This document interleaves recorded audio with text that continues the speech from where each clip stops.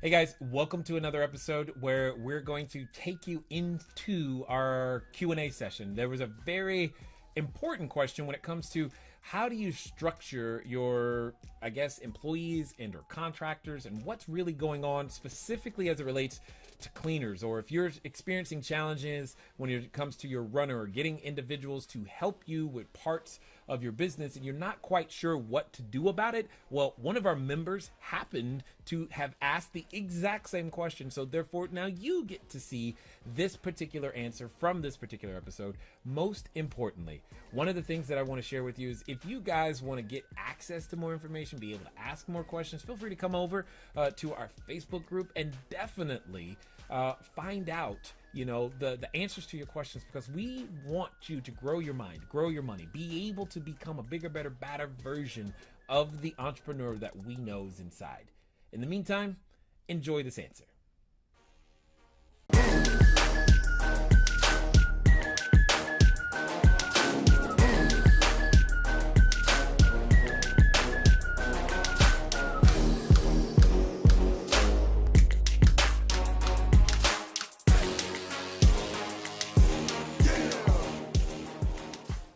Okay, Mark's got a question. Mark's question is, when using a runner, do you have any sort of written agreement that you have them sign? If so, what are you trying to protect yourself from besides theft and injury?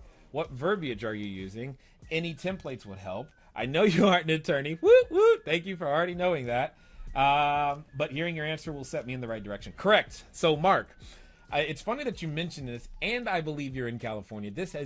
We were talking about this previously when it comes to employment law, and we were talking about it because there are two areas where we got to be careful. One, it's in the cleaning and how we're hiring them, because just because we say they're a contractor and they say they're a contractor, the question is does California or your state's employment development department say that they're a contractor, and because they've modified the tests and requirements.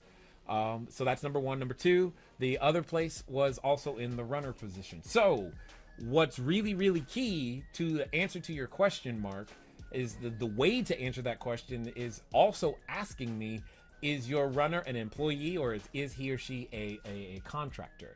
And that's what's going to govern all of the answers, all of the next answers. What sort of a written agreement do you have them sign? And let me explain what I mean by this. There's a company out there by the name of TaskRabbit. Those people are contractors with TaskRabbit. TaskRabbit takes care of the legal paperwork. So when you and I contract someone from TaskRabbit, they are a contractor, and it's clearly defined because the paperwork is there. They make sure, and it's not just about how you pay them and what they say. That's the thing I really want to strive home. I've sat a number of hours with a number of HR consultants in order to get this somewhat figured out to make sure that we're okay. Anyway, so that's really what it comes down to, is the classification. For most of us here as short-term rental operators, we should be able to, especially keywords here, especially because there's many of us, if we all come together to use the same vendors, what ends up happening is that they by default get classified as a contractor, which ends up protecting all of us, helping them grow their business, blah, blah, blah, blah, blah. The biggest challenge is when you're smaller and you're like, I'm going to hire a college student or a friend, and this is you're their only source of income, or the same with a cleaner. I'm hiring a cleaner and they're a friend or someone you know, and you're their only source of income. It can become gray really quickly. That's all I can say about that, which is why I was thinking of having someone in an HR capacity come to this summit. But the challenge with that is that it's very state specific, and I didn't think having a California person come would actually be beneficial for everybody. So maybe I can find another way to disseminate that information and figure that out. I don't know what that looks like at this moment, but what you're bringing up, Mark, is clearly a challenge, because what you're trying to protect yourself from are things like workers' comp. What if they get hurt? What if they get in a car accident?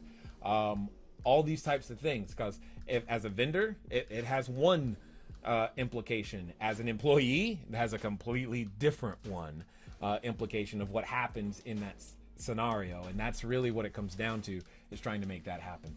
Ladies and gentlemen, it has been fun talking to you guys today.